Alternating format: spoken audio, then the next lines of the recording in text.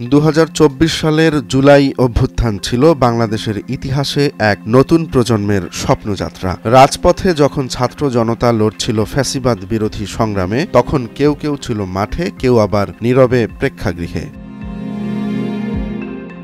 এই আন্দোলনের বিরোধিতায় অংশ নেয় দেশের কিছু জনপ্রিয় সোশ্যাল মিডিয়া ইনফ্লুয়েন্সার। বিশেষ করে ইউটিউব ও ফেসবুকে আলোচিত কন্টেন্ট ক্রিয়েটর তৌহিদ আফ্রিদি ও সোলাইমান সুখন ছিলেন এই প্রচারের নেতৃত্বে। আওয়ামী লীগ সরকারের ঘনিষ্ঠ গবেষণা সংস্থা CRI এবং তাদের প্রচার প্রোগ্রাম ক্যাপের পরিকল্পনায় তারা তৈরি করেন এমন এক ক্যাম্পেইন যার লক্ষ্য ছিল সাধারণ ফ্যানের দিন শেষ, আকিস ফ্যানে বাংলাদেশ অভ্যুত্থানকে ঠেকানো। তাদের সঙ্গে কাজ করেন এমন কয়েকজন কন্টেন্ট ক্রিয়েটর এখন জানিয়েছেন কিভাবে অর্থ, সুযোগ আর হুমকির মুখে ফেলা হয়েছিল তাদের। সঙ্গীত শিল্পী ও ইউটিউবার তাশরিফ খান ৫ আগস্ট এক ফেসবুক পোস্টে জানান, সরকারপন্থী একটি পক্ষ তাকে নির্দিষ্ট স্ক্রিপ্ট অনুযায়ী ভিডিও পোস্ট করতে বলে। রাজি না হলে ক্ষতির শঙ্কাও প্রকাশ করেন। যদিও তাশরিফ সরাসরি কারো নাম বলেননি, তবে পোস্টের নিচে অনেকেই মন্তব্য করেন এই ঘটনার পেছনে ছিলেন তৌহিদ আফ্রিদি ও সোলাইমান সুখন। অনুসন্ধানে উঠে এসেছে আরও চমকপ্রদ তথ্য।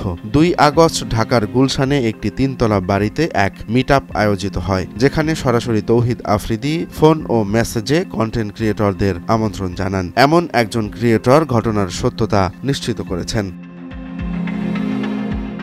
থট অব শামস পেজের শামস আফরোজ বলেন, তাকে একটি এজেন্সি ফোন করেছিল, কিন্তু তিনি রাজি হননি। পরে অন্যদের পোস্ট দেখে তিনি বুঝতে পারেন সেই প্রচারণার নেতৃত্বে ছিলেন আফ্রিদি ও সুখন। এই পুরো ঘটনার মধ্যেই প্রশ্ন উঠেছে, কন্টেন্ট ক্রিয়েটরদের ভূমিকা কি হওয়া উচিত? জনতার বিপক্ষে দাঁড়িয়ে কোনো ক্যাম্পেইন কি গ্রহণযোগ্য?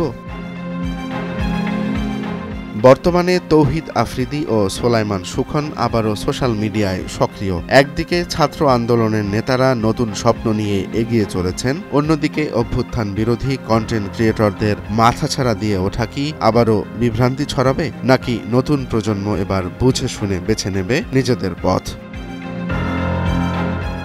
রোমান্স তালুকদার, নয়া দিগন্ত।